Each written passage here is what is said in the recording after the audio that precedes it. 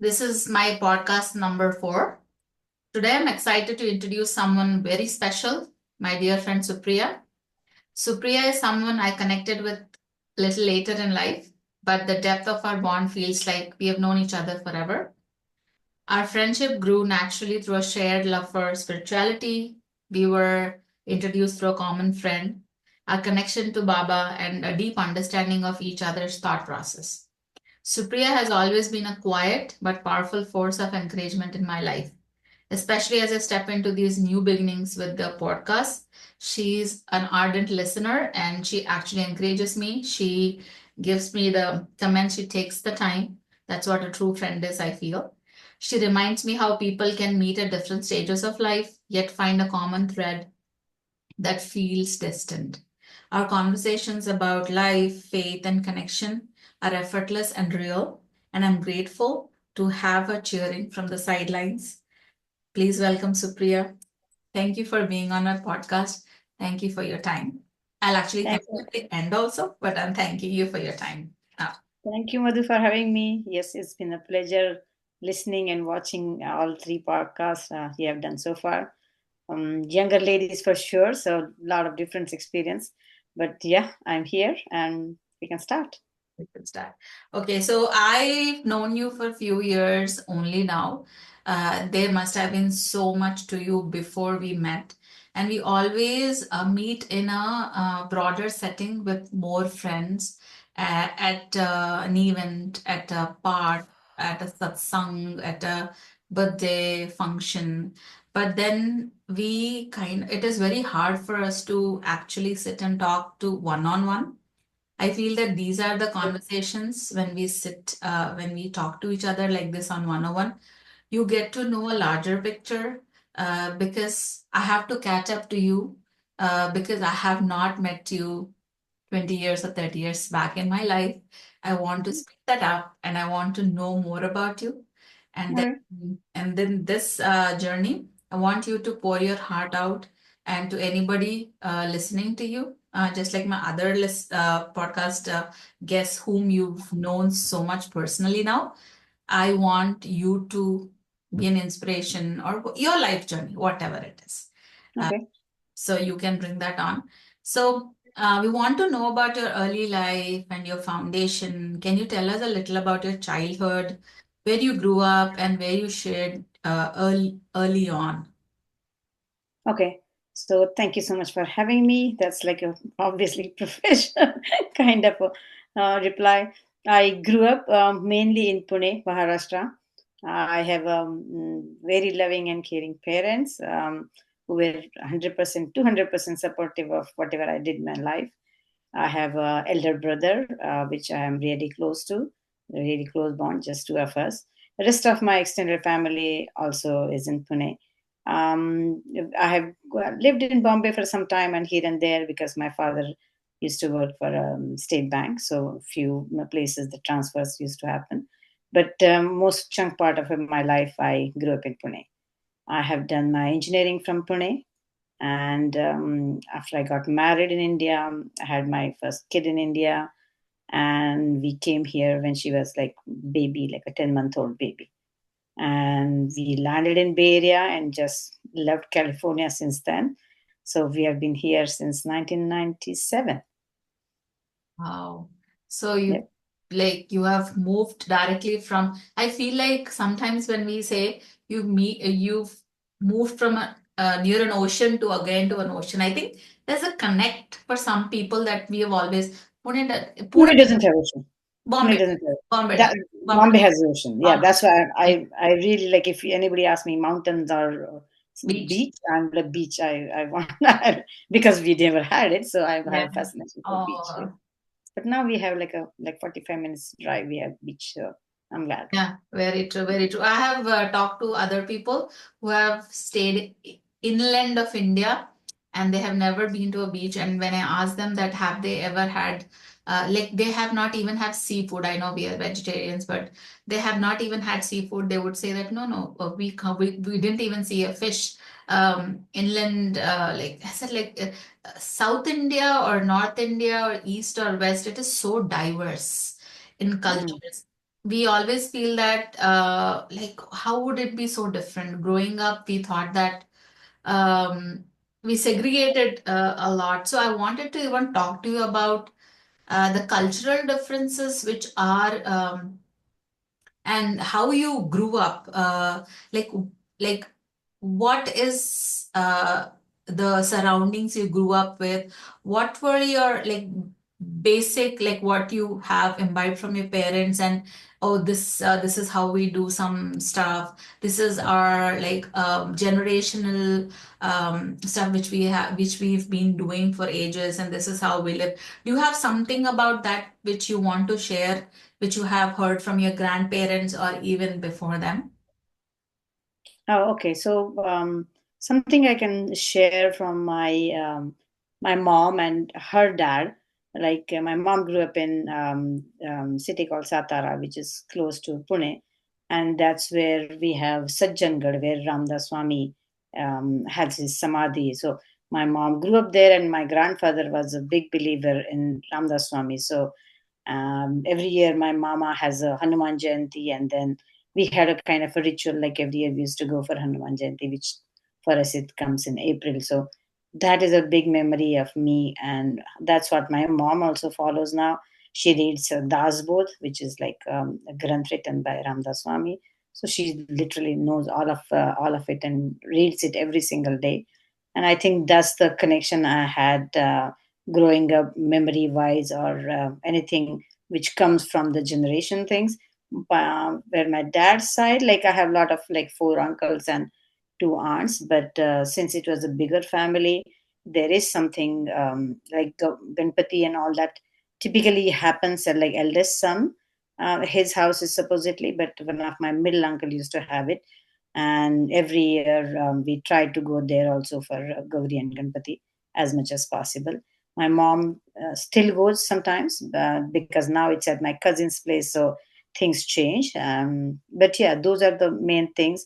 Every year we used to have a Satyanarayan Puja, and I grew up in a society. So 18, like nine families on two wings. It was a state bank society. So all nine families are very tight, like a close family for us. So like those days, like all of us would know, like everybody's uncles and mamas and cousins, everybody who comes in summer. So it was a kind of a big extended family for all the events. So that was a pretty happy place, and yeah, that's where I grew up.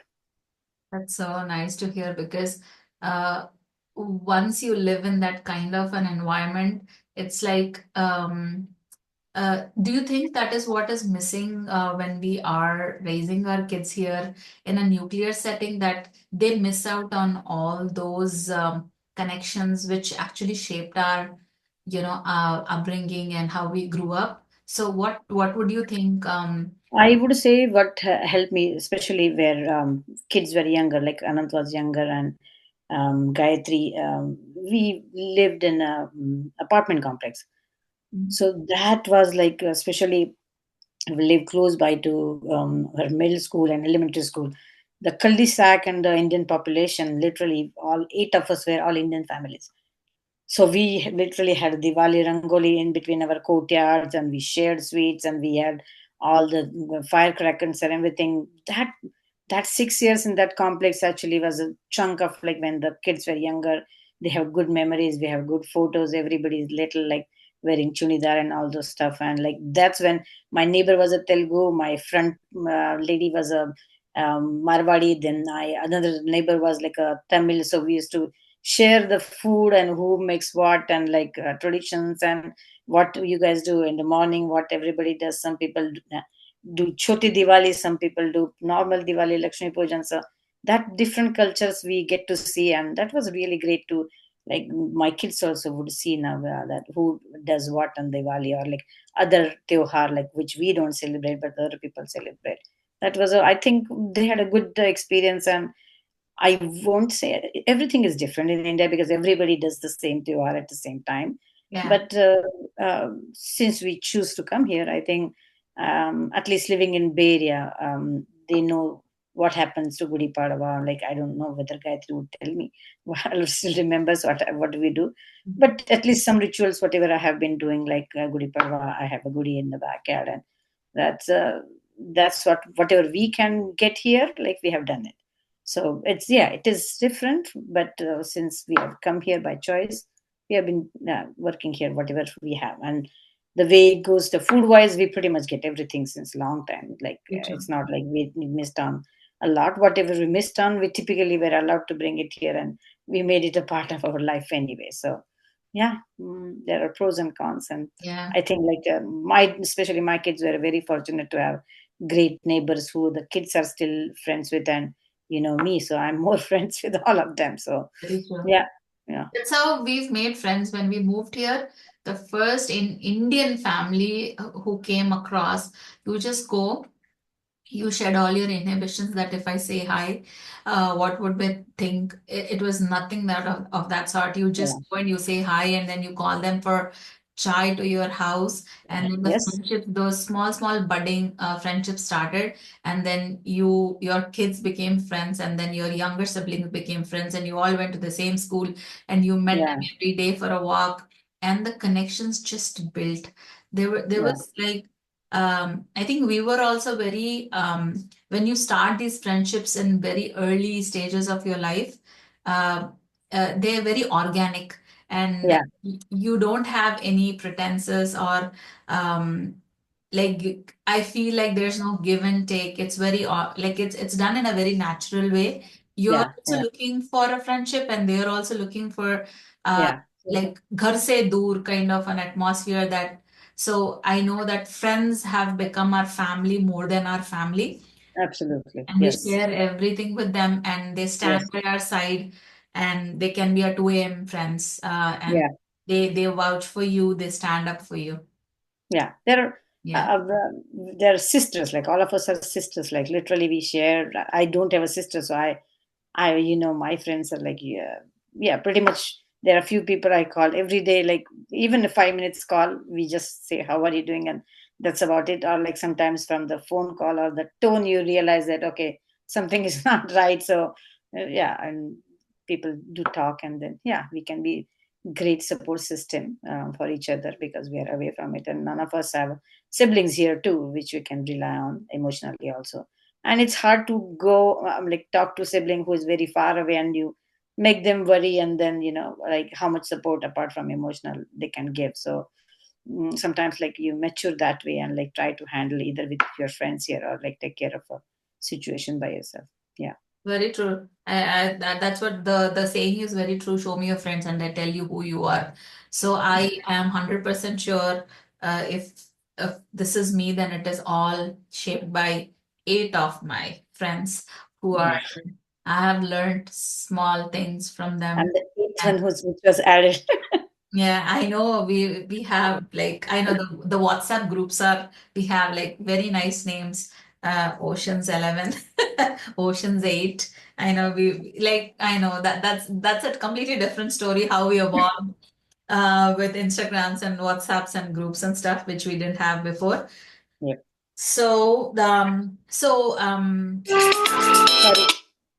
I will also ask you about your what have you learned from your parents right in early on? Because see, I've also discussed this in the past too. We were never given a journal or a book, and we have not taken any classes on how to go into a married life or have kids and then be a Okay. parent.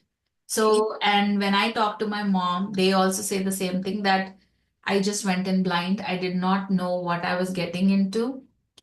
They just told me that you have to be inclusive, obedient, take care of your husband, take care of Take yourself, care of everybody. everybody. They take care of everybody, and do not push a relationship to the max that you have a fight and then you like don't go to the extreme and then always be um, good in a sense that I cannot explain it enough. So, what were you told when you were getting married, and then how?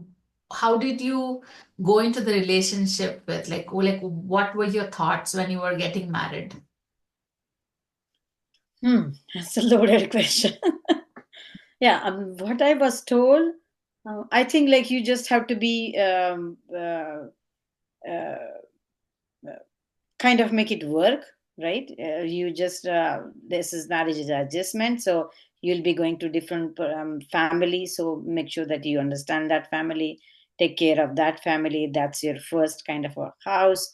Not like I lived in the same city, so like my parents every day after I got married, like I used to take a bus for my office. So in one particular spot, my parents used to come every single day with small amount of sweet to just to see me for 5 minutes, and Melinda used to come, and we used to go to our place. So that was their like, ritual for a few days.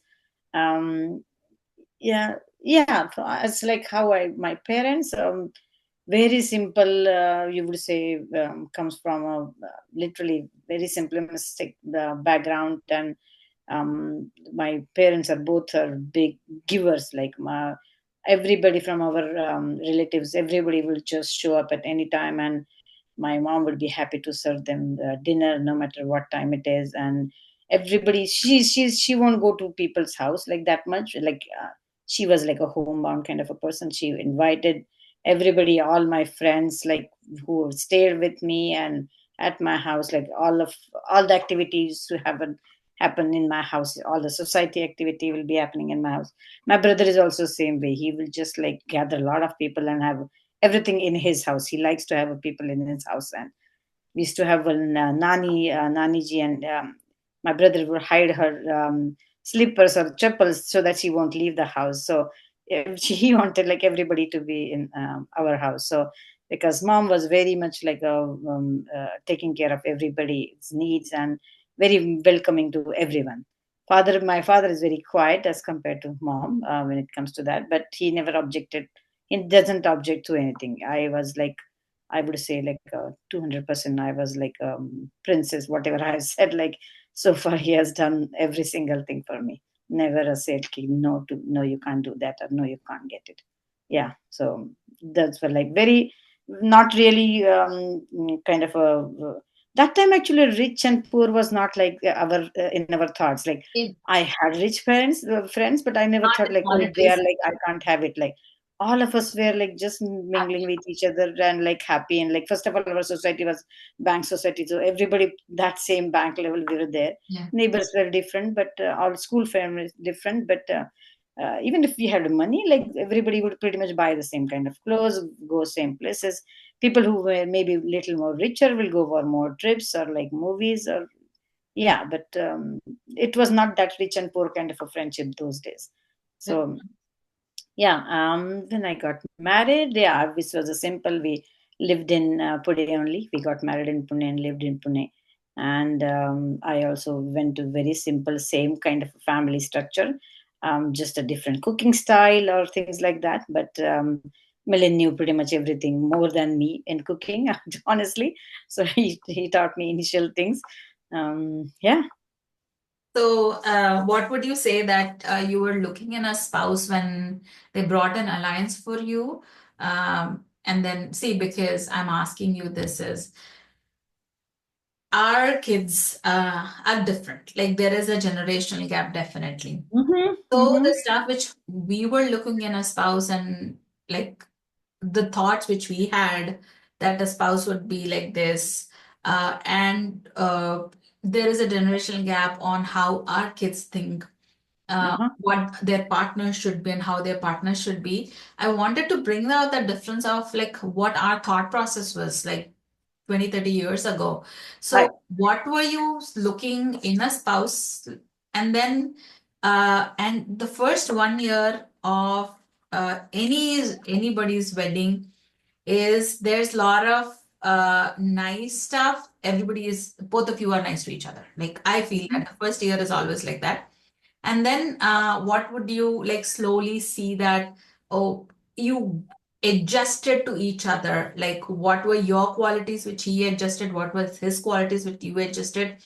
And what were your thoughts? Like you had an idea of a spouse, and you have this person. This was not a love marriage. This was an arranged marriage, right? Mm-hmm, mm-hmm, Yeah. mm-hmm. So, like, what were your thoughts and what happened and what was your first year? I'm taking you back in time in history. Yeah, I yeah. want to relive those memories. So, So, go of it.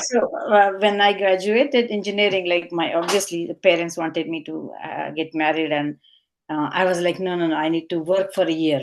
I'm trying to convince them that I want to work for a year and enjoy my like whatever I'm working experience. And somehow my one of my uncle's friend came, and apparently he looks through the horoscope, and that person told my parents, no, no, no, for 1 year nothing is going to happen. So I was like happy, okay, I can get my 1 year in. So I enjoyed my job, and yeah, we had a in Pune famous marriage bureau called Anurup, and they had a list of people, and I being a engineering college graduate from Pune, I was looking for somebody higher educated than me.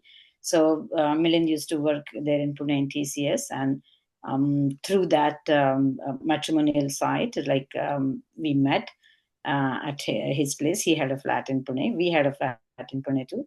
So his parents flew down, came from Bombay. Parents used to stay in Bombay, and Milind used to stay in Pune. So we met them. Like I had two questions for Milind. I did not want somebody who drinks and eats meat, and he had this pretty much same questions. So those are the basic questions we asked each other, and yeah, like that time, literally after one meeting. We said okay, like that's what I feel that we used to.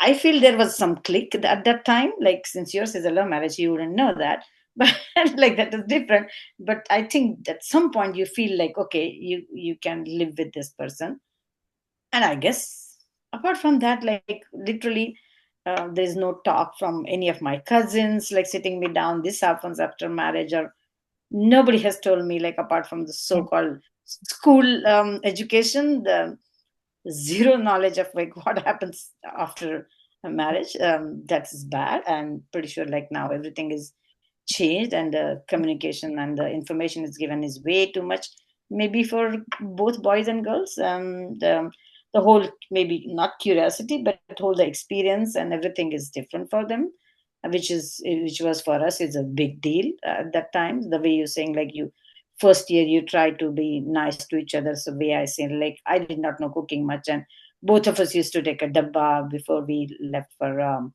jobs in Pune, and we together we did pretty much everything. And yeah, Milind was very supportive, and like he likes to do home things, and like the cooking part was like figuring out like what are we going to eat and groceries and all those things.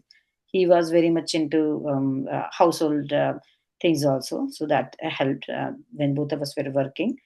And yeah, I would say adjustment wise, uh, my friends complained them that I cut off from them when the first year of marriage, because I guess I was busy building my thing. They complained that you just got married and like went with him and never looked back for us. So yeah, You're maybe trying yeah, to get to know a person, yeah, no, a new yeah, person in your life. You were yeah, exploring. Yeah. yeah. So first year, like all those first Sankranti, first Diwali, as those were happening. Yeah, that was like first year.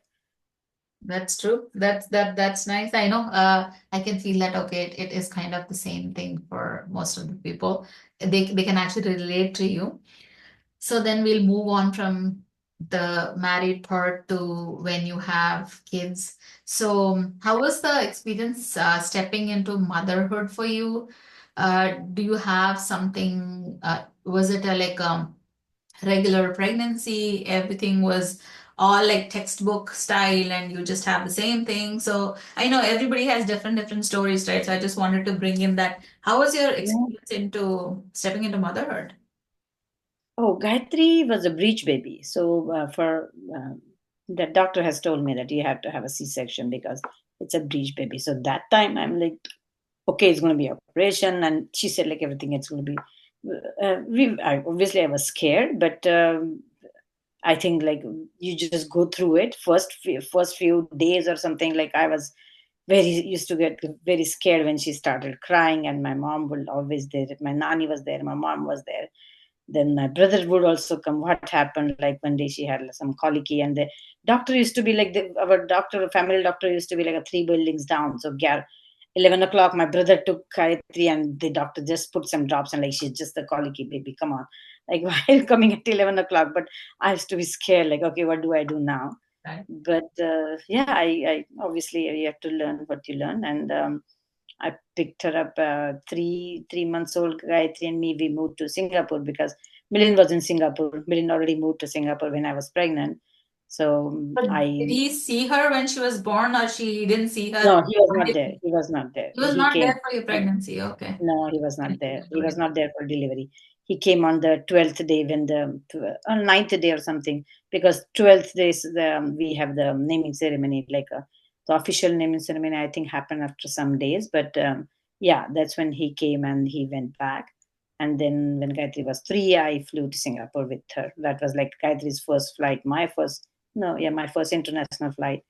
Those 3.5 4 hours were like a nightmare for me, because yeah, I think she was a colicky, and the air pressure, nobody told me the air pressure and all those things. Yeah, so yeah, that's how we reached Singapore. We were in Singapore for 8 months, Mhm. and then all of Milin's friends were like, anyway, you have moved out from India, so you guys need to come to Bay Area. So yeah, Milin got a job from there for Bay Area, and we moved here. So we moved here when she was 11 month old. Mhm. Yeah. Good. And 11 month old, I know. you That's want me to? like, yeah, I know it is pretty hard to move with a child into a new country with like those two Yeah. suitcases. So after the first experience of me and Gayatri moving to Singapore alone, I've told Milin that if you're going to USA, like, we are coming with you. I'm not flying those many hours alone. Alone. So Yeah. yeah. So all three of us came here on the same day.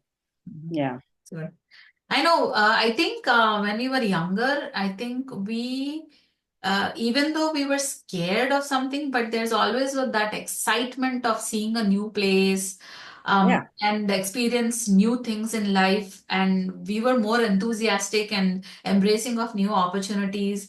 And everything doing the first time, we were not like really scared. We could take those chances at that age. Yeah. You were open to taking chances at that age. And like when you get a little older, that enthusiasm, that braveness, I feel that diminishes a little bit, you know. Yeah. Yeah. Yeah. Now that I can sense that, like how we were in our 20s, now we Oh are yeah. not like that. Uh, Oh yeah, yeah. definitely. But And I'm going to bring this up because I've known you and I have known Anant too. So you also have a second child, Anant, and mhm, he is a special needs child. So mhm. we will definitely talk about raising a special child. We love Anant. He is an absolute darling.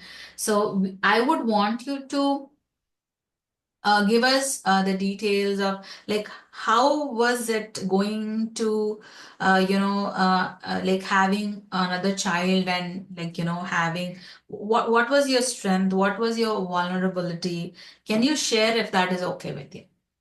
Yeah, sure. So we went for my sister-in-law used to be in Germany. So when I was pregnant with Anant, the doctor cleared me for international travel, and we went to Germany. And Anant is born premature there. So when Gayatri was 4.5 years old, and all three of us were in Germany, and Anant was born there. The doctors there kind of gave me two choices, whether I can go back to US, and they will keep updating me, and I'll come back to pick him up, or I can stay there and be with him. So we chose to obviously stay there, and Gayatri and Milin came back. My parents came back to take care of Gayatri, and Milin had to join the job because both of us were working, and like for insurance, we have somebody has to go back to the job. So I stayed back in Germany for 4.5 months, and yeah. So he was a preemie quite early, but for due to God grace, we got to give good doctors and like good support there. The NICU doctor could only speak English. Rest of the because Germany has like all the medical system and Because everything is in German. So that NICU doctor was extremely like a god. send person to me. He has done everything for me. He used to come every day to explain everything to me. So I used to go to hospital from 8 to 5 every day. Sunday they had less buses, so I could come less amount of time. But the nurses is just kind of a motherly connection, or the nurse connection. They used to teach me everything. And because I picked him up from the hospital after 4.5 months, and I directly went to airport. I did not go to anybody's house or anything. My sister-in-law used to stay there, but she was pregnant before, like 3 months behind me, so she was also not a shape of like taking care of a younger kid going to that house. So I they trained me in the hospital. They gave me stroller, how to use they used to send me to the park with Anand with the oxygen monitor and the bottle and everything. So they trained me to just take him here. And Millen was supposed to come, but our green car came on the same week. Millen was supposed to come, and Millen could not travel. He said like, either you wait there for some time or you. I said like, I'm not waiting. Everything is Lufthansa booking and everything was done. And my NICU doctor also gave me a seat where there was oxygen supply, because in case of emergency, we wanted to make sure he had oxygen. So I said like, everything is set up now. I'm going to come now. It's okay if you are not coming. I'll come alone. So that flying first flight of Anand's also. Meantime, I had to go to Indian embassy. The nurses took Anand's photo because we had to make a passport, right? So they got a camera. They took his photo in a hospital. I did the passport from Indian embassy, and then I flew with him alone. This Yeah. is the part that I didn't know that Anant was Yeah, monitoring. so Anant had an oxygen monitor that time, which was beeping all the time because he used to move. Like, remember the tip they have, so he used to move a lot. Like, yeah, those 13 hours were and more. And after that, when I land here, I the only all these 27-year immigration never kind of bothered me at all. But that trip, I had my own H1 and Millen's parole. I had all these valid documents, but I don't know why the immigration people, they were looking like Anant is like moving and beeping and all sorts of things. But it took whatever time they were supposed to take. Millen was outside. It was not the cell phone situation. So Millen was scared. Like we had a Kaiser later whether we didn't know whether we need a ambulance on the airport or not. So we had a, in case of anything, Millen had a letter from a Kaiser doctor. If something happens, we want to make sure that okay, ambulance is provided. She was worried like I didn't come out like this was normal time coming out for a person, right? So, but finally we came home, and yeah. So that time actually Gayatri was taken care, like my parents and a lot of my extended family and friends, I would say. They were like, because my parents were very new to this country. This is their first time. I was not there. Only Milind and Gayatri were there. So that's also a first experience for them staying here. So they taught me, my mom, like what in general, like, the cooking stuff and the electric range stove, and how to use the dishwasher, how to use those things. Yeah, because Milind was obviously busy in his office taking care of Gayatri, distracting Gayatri, all those things he was busy in.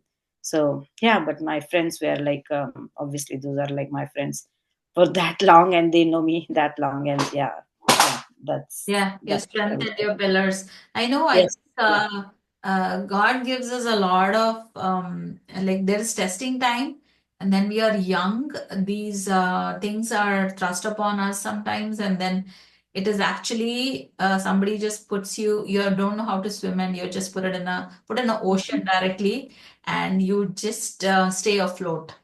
And Yeah. it's like so many people trying to help you, and this is what brings back memories when you're actually looking back. Hmm. Like, I feel that we will not be able to do what we did back then again if Absolutely. we were Yes, there yes, that yes. I Yeah, yeah. where the strength comes, where that perseverance and that grit comes from. You Yeah. just dig in the well of patience I deeper, know. deeper and deeper, and then I you know. find it, and then you feel that wow. Uh, Yeah. Yeah. yeah, our kids, I feel that should not go through this. But then we also feel that they're so protected. There's such Hmm. a bubble that whatever life experiences we've had through, Even if we say it out loud, our kids usually say that, yeah, yeah, those days were different. Uh, Yeah. Days were never different. We were at the same age as them. Days were not completely different. Days are different according to them only in terms of internet and connectivity and more stuff. But then, Yeah, yeah, but like now that we have this the whole video call, WhatsApp, and we can talk to our parents every day. yeah, Obviously, it was not. That used to be like a, I weekly think like ones. a lot of like $1 for a minute kind of a thing. You used to have sometimes card. Remember those things? You I used to have know, I know. calling cards and all those Calling things. cards. So, We used to uh, go to a grocery. what would you tell them, right? How much can you talk on these things? So, lot of emotional like roller coaster you had to go through that time. But Yeah, I guess the way you're saying, like we were young, and you just go with the flow, try to figure it out, try to. For me, not like I didn't know any special needs mom, so kind of like knowing like. Joining some group or reading online was not option that time, but we didn't have joining some group like meeting some moms. So I was always big on meeting all the student moms. I'm still connected with Anand's like elementary school teacher and like all the elementary school paras and like I've always dropped, and that was like my main thing. Dropping and picking Anand up was like I get to see who's he's working with. They have some connection with me. They ask me how what happened at home, what is going on. Like I can share those things, and in general, some of them are like my more than my family friends, kind of like know them deeply, and like or like even if his high school teacher has moved to Roseville, but we have once a 6 months we have a call, and she comes online, and then that is the lady I will say in my life, first lady who I have seen like whatever God throws at her, she has been gone through so much, but with no parents, okay, gone through so much in her life, but still keep smiling and things like she could do whatever she can for special needs kids, and boy, what a life she has. I always think I'm very fortunate to have so many things in my life as compared to crying about what I don't have. I think I am very happy with what I have, and yeah, looking forward to hopefully, having same kind of a support and like a thought and like my sound mind, I guess. Yeah, I have tried to do that. Yeah. very true. When you come across people and they tell you their stories, and then we Hmm. actually feel that I what don't know for what's in me, but is I nothing. know so many people's personal story that they say like, I've never told this to anybody. I don't know how come I'm telling this to you, but I don't know. Some people just open up to me. I have no clue what's in me, but I know people's secret stories. I would tell you like whatever it is, but a Yeah. lot of people just Yeah. are closed like that. A friend is a person who doesn't talk, who listens, you know.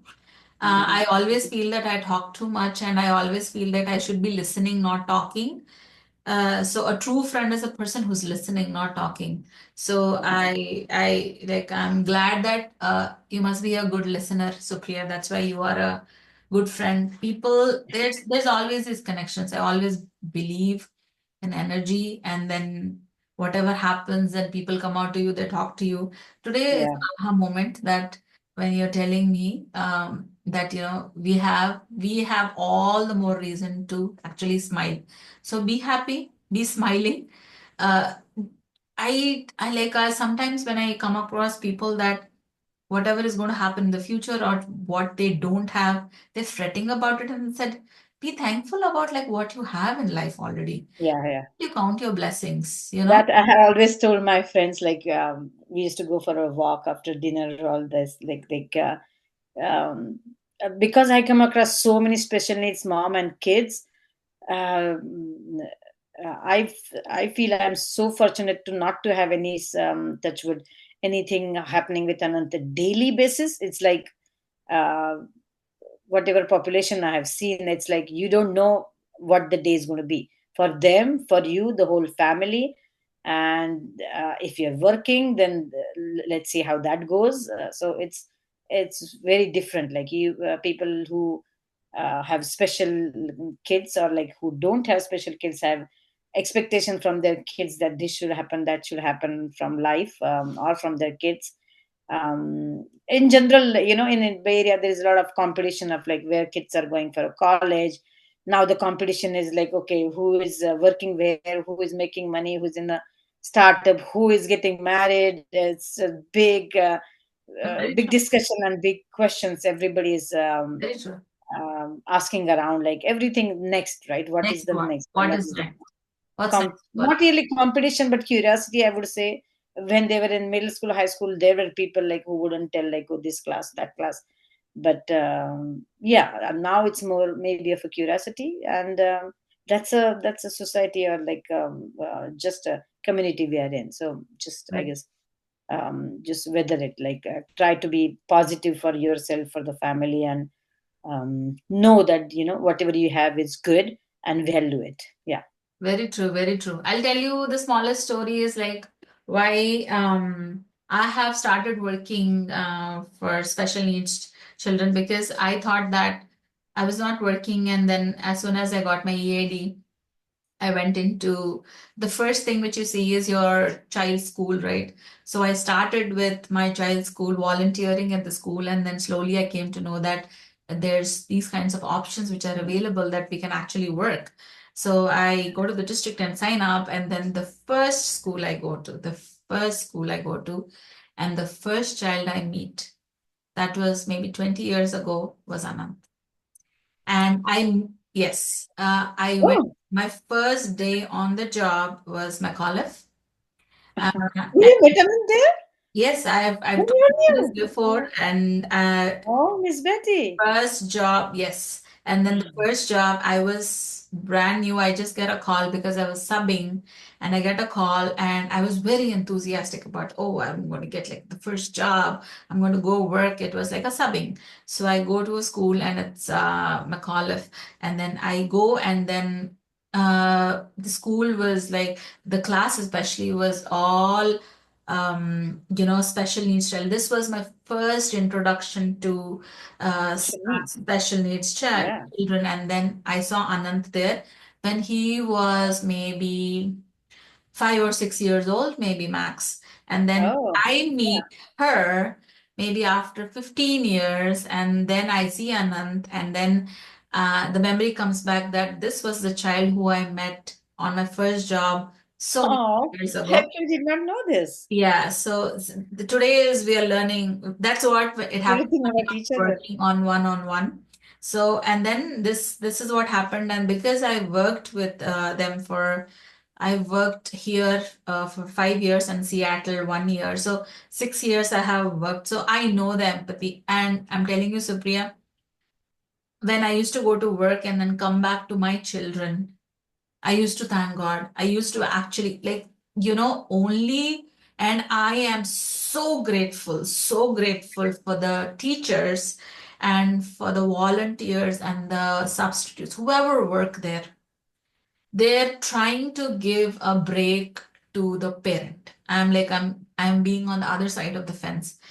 And I have not seen a single teacher, like I have gone to maybe 8 elementaries or 7 elementaries and 5 middle schools and a few high schools all throughout the district, even in Seattle. Everybody is working for the child and rooting for the child. Yeah. And like the whole world, I'm telling you, I'll go there. Why I'm asking you this question is they are not thinking that what should we do that this child becomes normal and goes out to the world. So this norm is not there because Yeah. they have seen them in and out. Unlike, I would not say directly, it is a generalized statement. Our family or somebody who said, oh, give them some medicine, give them homeopathy, take them to a doctor where they become normal. So have Mm-hmm. you come across somebody who said this to you? And what were your biggest struggles? And how do you educate people who come to you and say that uh, why this happened to you? Or like, how can you make this go away?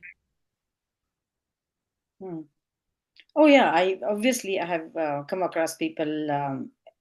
more maybe in India than here, about like how to fix it, or like why this, why not this doctor, or any sort of things. And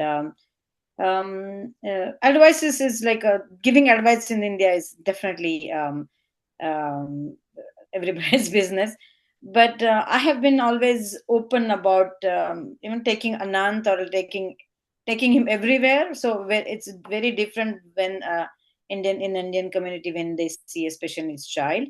Even in the park, the auntie will ask, क्या हुआ है, क्या कर रहे हो, आगे क्या होगा, ऐसे ही रहेगा क्या, all sorts of things. But I've learned to like not answer them back.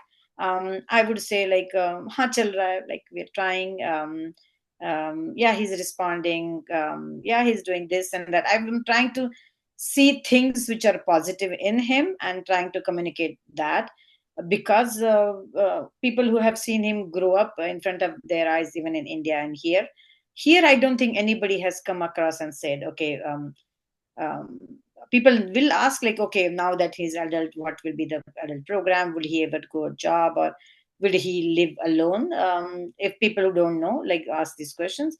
But I now I it doesn't bother me that much. It used to be when he was younger, because I was also very worried. And at some point I've told myself like, I'm trying my best. The whole family is trying its best. Best to give him, assuming that God has given him to us to take care, and we are trying to do our best to, who are we, but yeah, we're trying to give him whatever we can, emotionally, physically, society wise, like whatever he likes, and try to keep him, in his mind also peace, and environment around him is peaceful too. So yeah, I have grown to like, not get affected by it after maybe my after I aged, or how you can say. So not, doesn't bother me that much. I'm taking it, um, maybe a day by day, or like having a faith that things are definitely will happen in anybody's life, depends upon how they're designed. So you just go with the flow, and try to be there and try to be positive. Where did you get this strength, and where did you get these? You would have low memories. I'm not saying in Anand's case, a general mom, a general women perspective, a generalized way. Like I'm asking you about, there'll be definitely hard moments, going Mhm. with life.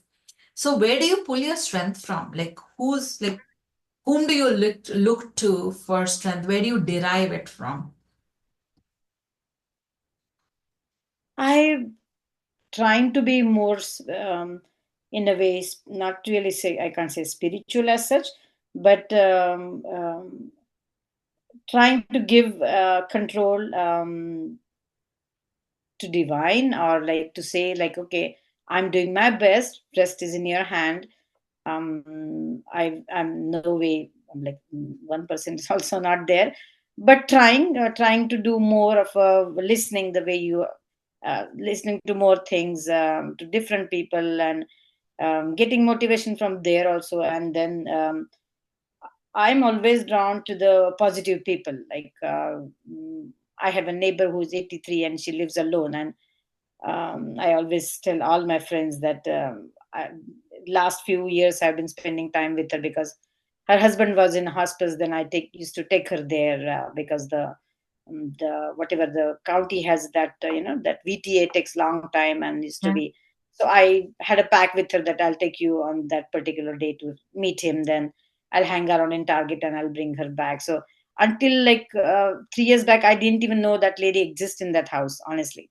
But when the husband went to hospice, and since then we are like a good friend. But even in all our car drives, or like whenever I go meet her, she's alone. Like her son, daughter is in Campbell, and daughter always on a cruise, so she's not really here. But that lady is so positive. She's an artist person. She sends these like amazing, detailed, big emails, and she calls people. And it's not like that she was social. Like in their marriage, I think 58 years they were married, and she said like we always went everywhere together. The only official trips she was away, he was away from home. Otherwise, we were always together. We don't have friends, and she was that close to him, but still she keeps that attitude that okay, he's gone and things are okay, like I'm okay. So that positivity, like if people, like I today only I was telling somebody on I went to PGNA today, and these days me and Melinda are going PGNA every Wednesday, and there is one older guy, he must be in his 80s with the two poles.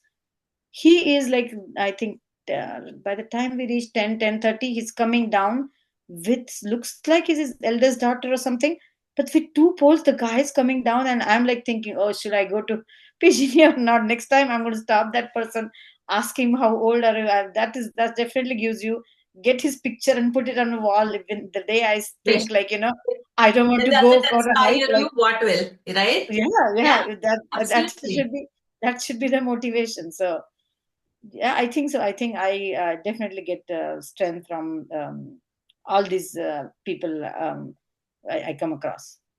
I feel like we should be open to, and we should always be inclined to, and the universe is always going to send you answers.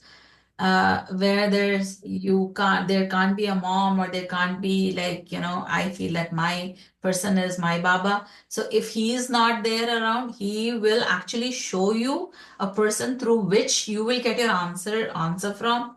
Like what you're looking for, put it out in the universe. I feel that, put it out in the universe and it'll come through somebody. You have to be, just that antenna should be up, and just like the FM AM radios, you have to just grab them, just be open minded and be receptive, and then you'll get your answers from. That's what I tell our guru also every morning. Like whatever is happening, you drive it, and I'll be there. Kind of. That's the prayer I think every morning I have.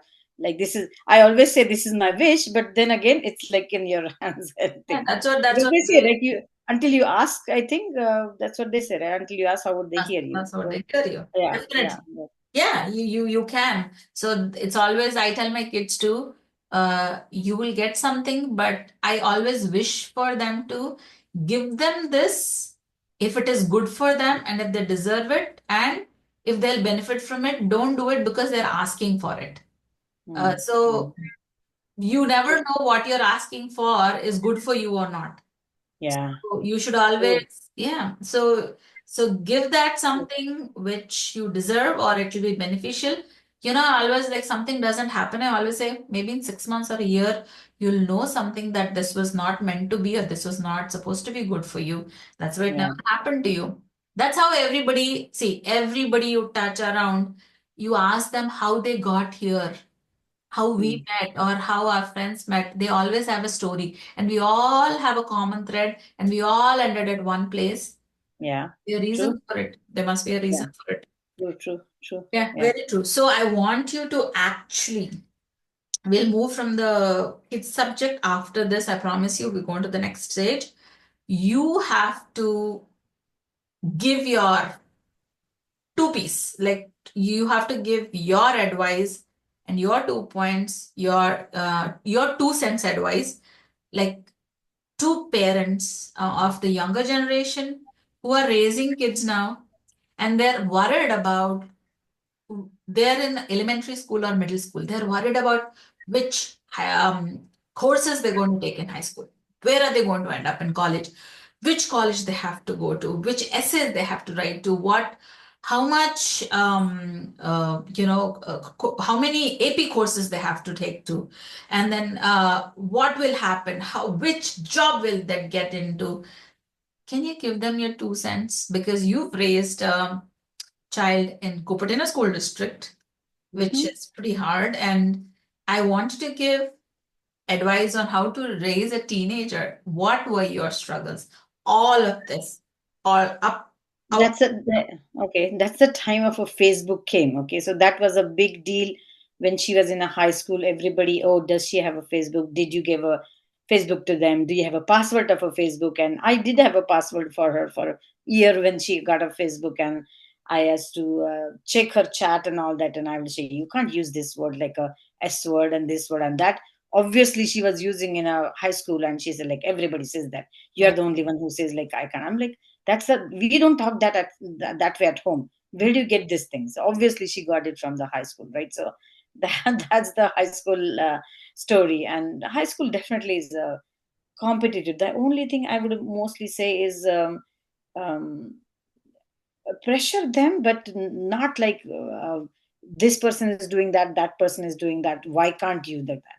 Like that is that because kids with the comparison is the hardest part, because obviously everybody, all of us are with the different brain, and like we are good at some point, and like some things are good or not.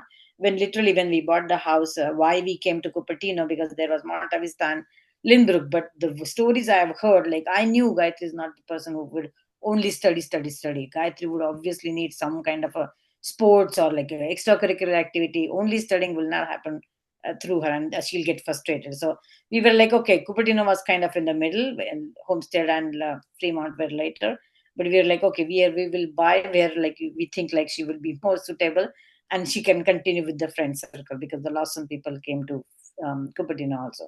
That was, I think, that age, the friends where they go at keeping that way is a big deal, I feel.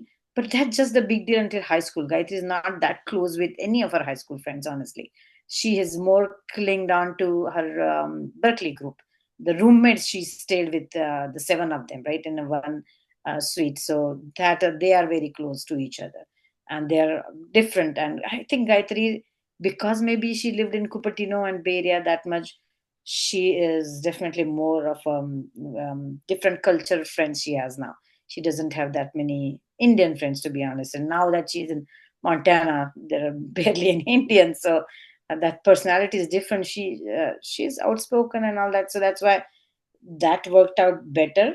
But not talking like comparing with somebody else, that is a big deal.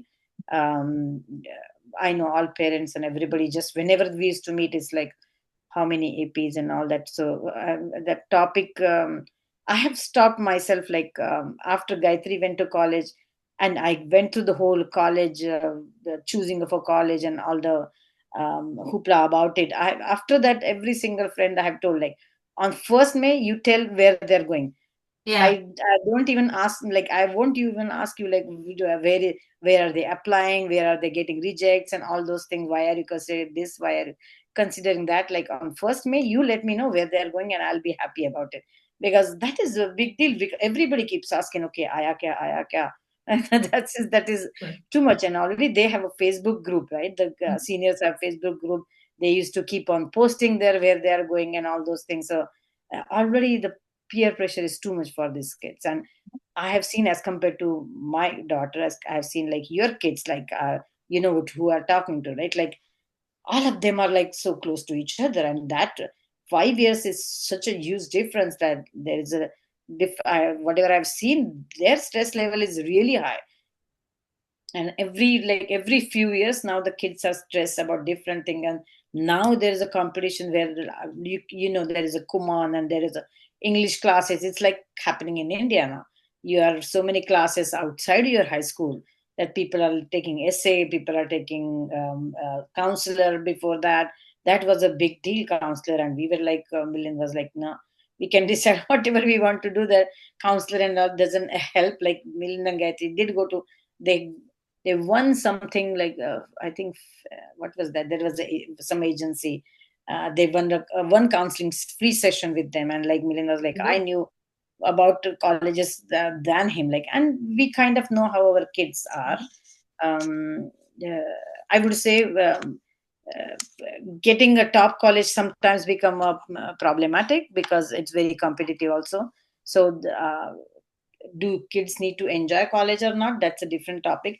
But it's a personality basis situation. So some kids thrive, some kids get pressured in different things. But yeah, that is competition with other kids is the main, and discussion around it, a lot of discussion around it, that is killer, I think.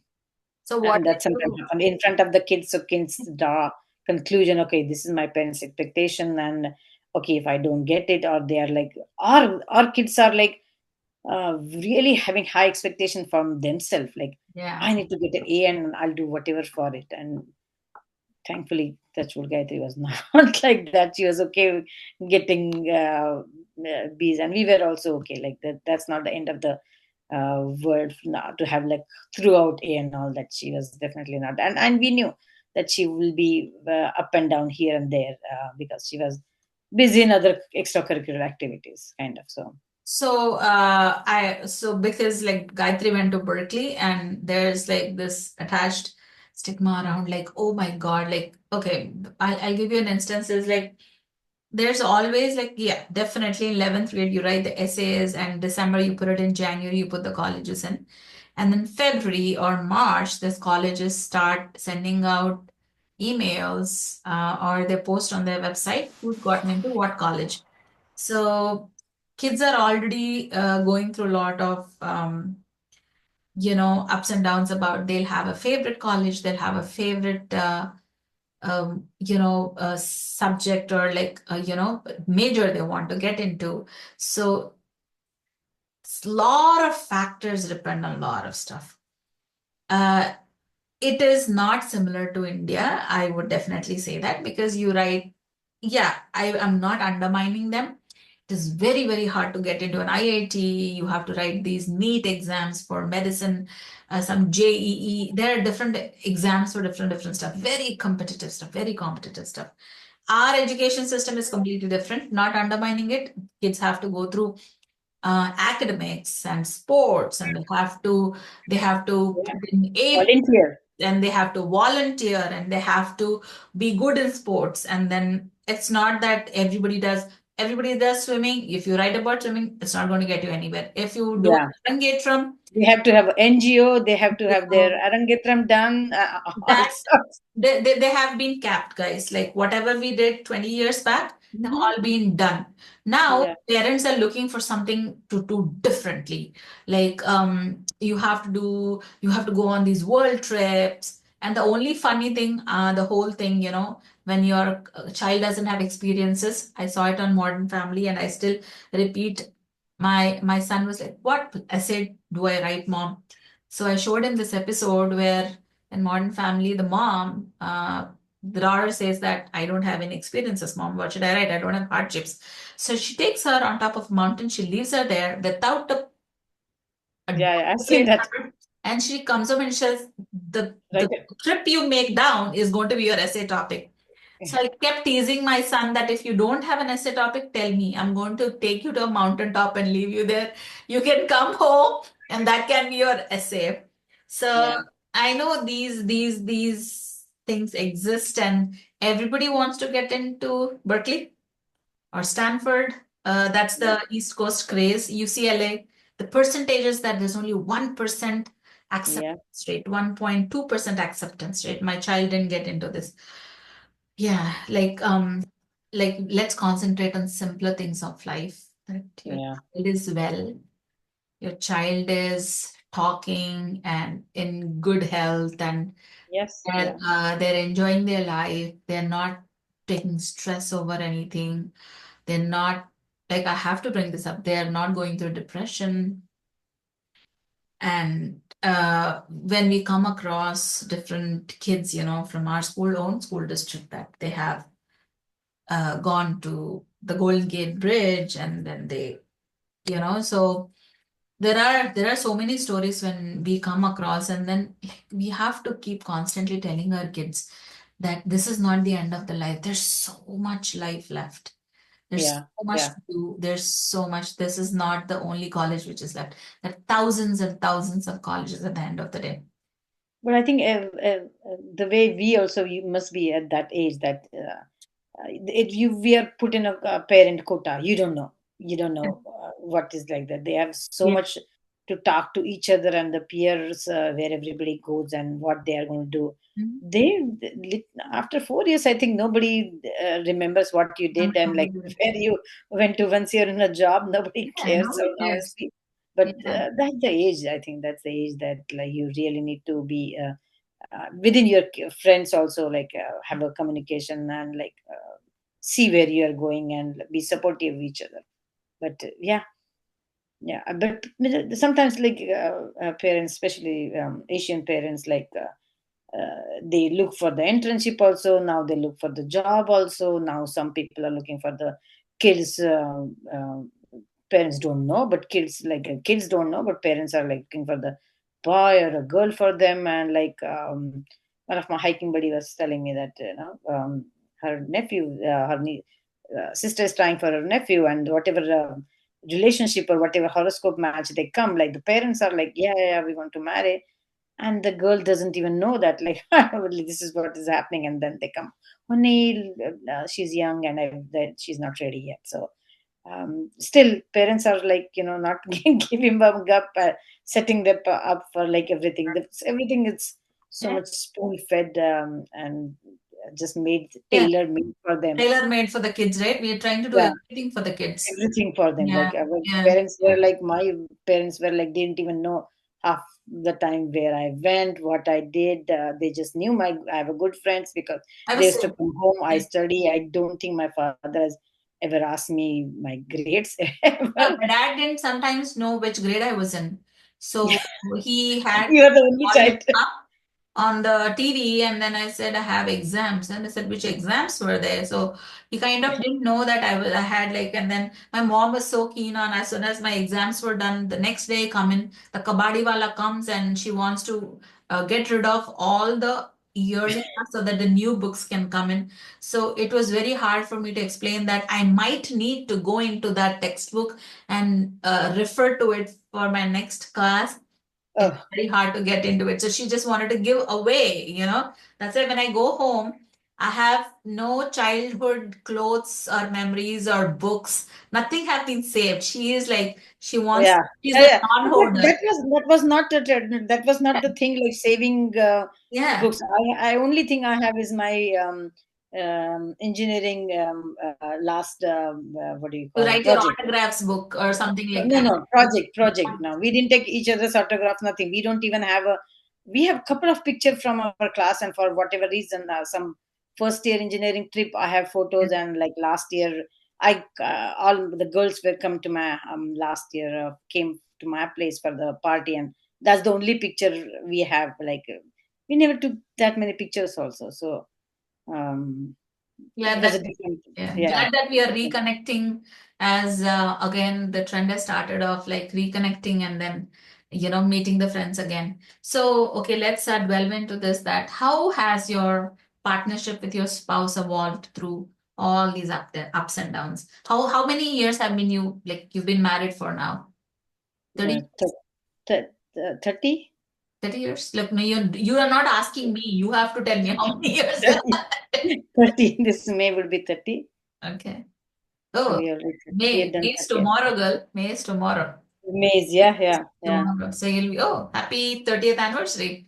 Yeah, Amazing. 30, Crazy. 30, That's, yeah, something like that. yeah, Yeah, you're yeah. counting it right, It right? was You got actually married in 1995, 94. Yeah, and it was done. 31. So we 31. met last year. Yeah, 31. Okay. 31. Yes, Yeah, yeah. 31 years. So how has it evolved through the ups and downs? How Oh, yeah.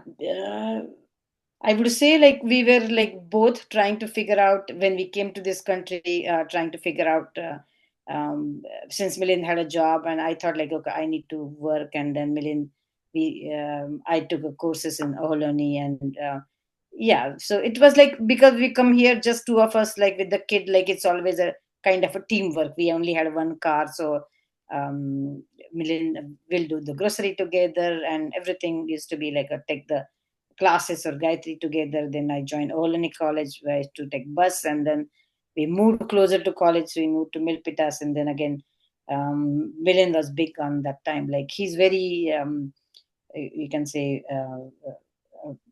person, family man. He was like teaching Gayatri bicycle and swimming and all that stuff. And I took courses from Oloni, and then like extension from Berkeley, and then started a job with somebody, and then Anant happened, and then Miran took care of Gayatri for 4.5 months when I was in Germany.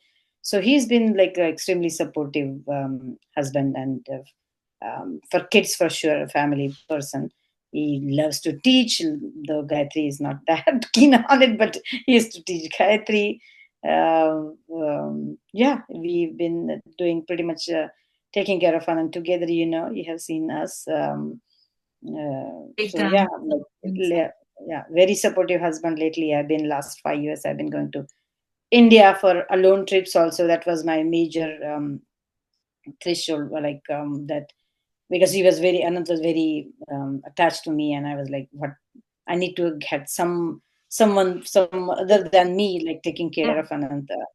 And that's when I Milind said, like, okay, you go for 2 weeks and we'll figure it out, and they survive. And after that, I've been doing that almost every year now. And since then, Anand is completely clinging to him now, so that's Milind's problem now. But yeah, yeah, no, but you have seen him, like he's not as social as me, but he comes wherever both of us go. And yeah, um, yeah, doing good. Yeah, he's been very supportive, and uh, not I would say agreeing on everything, like no, like not like everybody does. And but yeah, we have our ups and downs, especially when it comes to Gayatri and communication with Gayatri. He still, I think, has a old or Indian way of thinking that the girls are closer to moms, and you should have a more Yeah. talk to her. And he is quieter in between both of us as compared to me. So talking thing any talking to anybody personal, or like those things, he will like, okay, you do it and we'll figure it out both of us later, kind of a person. Yeah. When it comes to this, I'll actually tell you a secret is that the kids, I have been telling them, this is the biggest secret to your dad's heart. Just say that, never say that I've told your mom already. Like, what they tend to do is when they actually, have to tell you something, dad asks, like, what did you do? Is I already told mom. They have told you 3 seconds before, just 3 seconds before, or like 1 minute before. And then immediately the dad is like, oh, you already knew, you guys were on it. So you never tell us like what is happening. So Oh, the kids are very tricky in this, true, like true, I think a true. husband and a wife would not have any fights if it were not for the kids. So it's always, it's you have an argument if you have a fight. It is usually about a disagreement because of something Kids. that you don't agree with about a kid. So Yeah, yeah. mostly about that. So True, true. yeah, so I would How does anybody deal with the how do you communicate? Actually, that's more important. How do you yeah. communicate? How much do you listen to the kids? That is more important. Absolutely. This is like this, we are just navigating through. They also do not want to get yelled at. They want, like, to navigate through. They actually, kids are observing you and how you do it. They've seen me, do that. Now that I don't know if I regret it or not, but I said, oh, if I buy something for $10, I would say it's only 9.99, just like the barter rate. Like, oh, it's like only $5. It's not much. Like, I'll reduce it by $1, or like, no, no, it's only like $20. It's no big deal. And then you actually wait for a time when you want to actually show that this has been bought. So they observe all these, like what Mhm. is that triggers the other parent. They observe it. They're always looking for that. Oh, that mom, yes, my friend's mom already said yes to go to the movie. It's just Yeah. you. So you don't Mhm. want to be the bad mom. So what you Yeah. end up is like you say that, oh, okay, oh, it's just me. But then I learned the trick on them and I played it out. So I called the mom and said, I heard that you already said yes, it's just me. And they said, they told me that you said yes and I'm the one who should be Oh. waiting. Turn the tables on the kids. And Mm. I'm like, you're just learning, like Okay. Yeah. moms. Correct. Yeah, I keep telling my kids, I know you know, I know you know, and then they know what I know. So That means they okay. yes, what that means. So after so many years, I know you just mentioned about taking 2 weeks off for yourself. Beyond that, you have been just giving and giving. There's so much emotional, there's so much physical drain when you have to take care of your child 24 hours a day, literally. Like, I know how committed you are. I've seen you. That's why I'm asking you this question, because there's a lot of physical drain too. There's not an emotional, all sorts of drain. What do you do to take care of your mind and body? Like, give us some insight. Hmm. I learned some meditation, and I'm trying to do it on and off as much as possible. For physical, I have been these days because I lost the job. So on the weekends, I used to go hiking, but now on the Wednesdays, also me and William go for hiking. So that has been helping me a lot. And uh, I have said to myself that it's okay if things are not like, the kitchen is not the perfect or the closet is not the perfect. It's okay. I will do my thing. I've gone back to embroidery things. I love gardening, so I'm doing that also. So trying to listening to whenever I'm doing listening to either complete different English music or listening to whenever Anasi, which is our major favorite person right now. um, that's how like I'm spending my time for sure. Yeah. Good. That is nice to hear too. And what do you think that you would tell your 20-year or a 30-year-old self that you should have done before, and you have, and not, that's what I said, like self-flagellate yourself, like you keep koda maarte rehte hai na, like as like a mom that, I've oh, taken care of my health for sure, more seriously. Mhm. Watch what I ate, not just like okay ye finish karna hai wo finish karna hai, not that kind of eating. Yeah, taken care of it or knew more like what are the things so called like now jo hota hai protein and carbs, or ye wo never knew what are those things. Was a good though a healthy diet, it's not like we were always eating out, but that healthy and the carb intake and everything gets to you. And then again, I have a huge genetical tendency also. So now I'm understanding it, and last 10 years I would say I was very careful and still trying to navigate that. It's again up and down journey. You and me both know how it goes. We both keep talking about that, but yeah, that's what I'm definitely focusing on now. yeah, but body acceptance of it is really, really important. I've learned through the ages that as long as you're exercising, you're eating healthy, and Correct. Yeah. So I don't have technically yeah, weighing scale, or I don't yeah, weigh myself or yeah, look that at all. It's just like how yeah, I feel, yeah. how it Yeah, makes me. it's about how light you feel on a given day and how heavy you feel on a given day. It just Yeah. you have to learn to accept how you look. That's Yes. the biggest challenge. I know Yes. you're always trying to see that as soon as you accept that, I think it just becomes easier on yourself. And there's like like I don't go into a room thinking what is that person thinking about me of how I look and stuff. You just go with you like you just exude, of a Mm. confidence when you go to a room, and when you give respect to yourself, everybody will Yeah. respect you.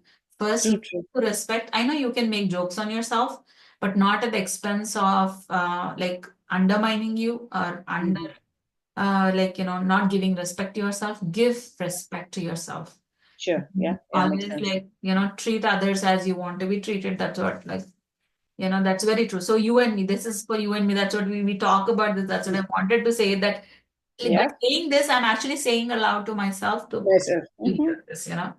So I know we've had a good chat. I'm so glad we came to know some stuff which we didn't know about before. So Me I'm too. so glad I am Yeah. getting to you. I'm hoping to get to know more. And Supriya, thank you so much for opening your heart and sharing your beautiful journey with us. Your story reminds us that strength isn't about being loud. Sometimes it's about just standing steady in quiet moments. Your faith, your love for your family, your resilience, and the way you show up for life is truly inspiring for us. And then I'm so grateful for your friendship and having you in my podcast and the very first chapters of my life. Thank you for like making it, like I think you should Thank you. This was like, yeah, thoughtful. Yeah, this was like took me the memory down my memory lane. So that's good. and I hope listening today finds for people a bit of more hope, courage, and love through your story. And I do that just like I do every time we talk to each other. And I have a poem which is dedicated to you, your journey, and the quiet beauty you bring into the world. Okay, Supriya की कहानी बचपन Yeah. की गलियों से चलकर सपनों की राह बनाई संघर्षों की धूप में भी उसने मुस्कान बोई छांव बसाई माँ बनकर दुनिया संवारी हर आंधी से प्यार निभाया एक विशेष बच्चे की आंखों में उसने खुद को फिर से पाया रिश्तों के कांटे चुभे भी सही पर उसने उम्मीदों के फूल खिलाए साथ चला जब जीवन का साथी तो हर दर्द को भी गीत बनाया वादियों में चलती है आज भी अपने सपनों को हाथ थामे पीजीएनडी है को क्या एंड मेरे जीवन में आई मेरा हौसला बढ़ाई सुप्रिया तू है वो कहानी जो हर दिल में उम्मीद जगाए Oh my gosh. Thanks, Madhu. this is a poem I dedicate to you and thank you so much. Thank you. Thank you. This has been a real pleasure. I know. See you. See you in May. Thank you. Yeah. And share it with your friends and everybody and then You send me a link and yeah, keep I'll do that. smiling, keep hoping, Yes. be the beacon of hope and resilience, and we are here to all support you through everything. Thank you. Thank you. Same here.